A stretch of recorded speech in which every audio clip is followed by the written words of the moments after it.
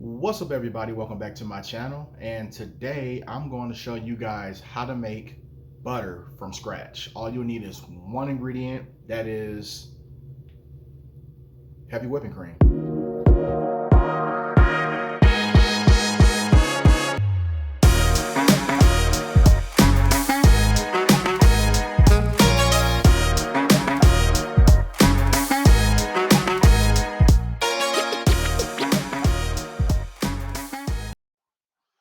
So let's go ahead and get this started.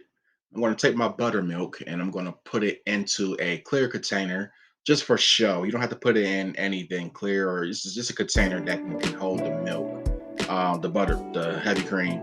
Um, I just have a old olive oil container I just cleaned out, free of oil. So I'm going to take 2 cups of heavy cream, and I'll probably use more later, just to see where we're at. But 2 cups to do it.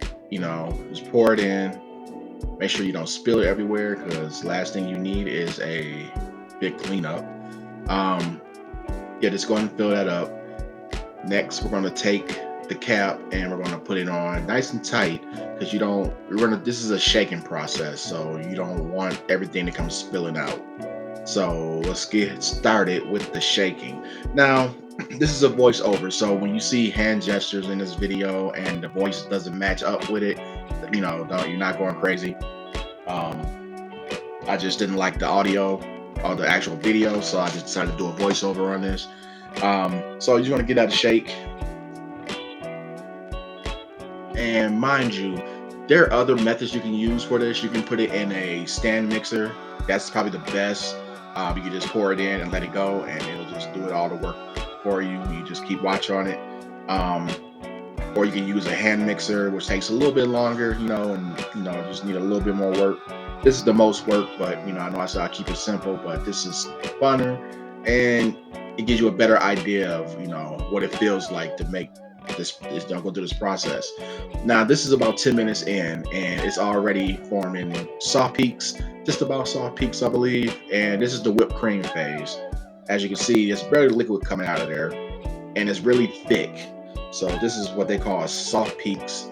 Um, so I would say in about another 2 or 3 more minutes of shaking, it will form stiff peaks, which is the actual whipped cream. You know how the consistency you want it, or most people want it anyway.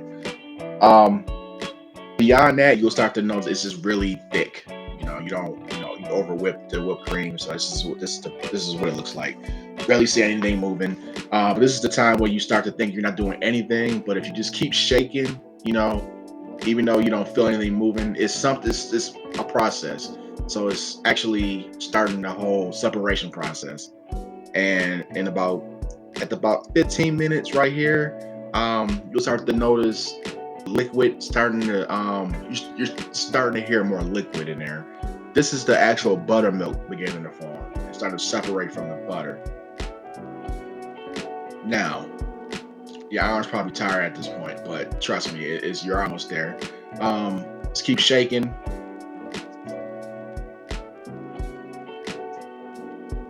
About 15 to 20 minutes, you should be there. You'll start to notice that you're getting specks of yellow in there, like little yellow pieces forming in there, and that's the actual butter, of course. Um, it's going to get more bright yellow as you continue. Um, as you can see here, you're starting to see, if you can see in this footage, there's little pieces of yellow in there. Easy for me to see it from where I'm at. But yeah, little yellow pieces, that's the actual butter, and it's going to become more and more and more butter as you shake. But about 20 minutes has passed, so I'm pretty much done. So I'm going to take a knife and be real careful with this knife. You don't want to cut yourself. You just want to open this up, because you can't really get all that butter out with just that little hole. So you're going to open this up. This is why I say a stand mixer is probably the best, because it's already open, and you just take a spatula and get everything out. Um, yeah, so open this up very carefully.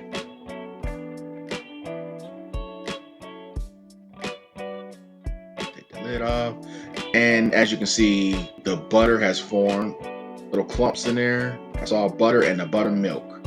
So now that we're done with that, I'm going to take a bowl and a strainer, and I'm going to separate the two because I want to use the buttermilk for something and the butter for something else. I'll probably make like buttermilk biscuits or something with buttermilk chicken. I'm not sure yet. That'll be a whole other video. But yeah, you want to get that separated, strained out, and if you want to get a little bit more dirty, you probably put some gloves on and probably squeeze all that milk out of the butter if you want. Um, the butter now, side note, the butter is made fresh, so there's no salt, there's nothing in it, so it's just plain, no tasting butter. So you can either add a little salt to it, so you're tasting, and mix it together and store it, or I guess if you want to get fancy and make a compound butter, add some honey or something to it, just to give it a little taste. But this is pretty much the process.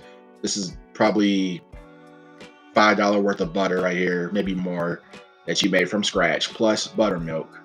So you can't really beat that. So it took a little longer than I expected. No, not really. I didn't expect it to be a real easy one, but I figured I wanted you to see the process as it happened. But in hindsight, I probably could have just used the stand mixer and let it go and just have the camera facing to that, and it probably would have got the same effect because you'll be seeing it as it breaks down, as it thickens up, and then breaks down and separates, and all that good stuff. But hey, you live and you learn. There's only what 2 videos in right now, so they'll just get better with time. So, um,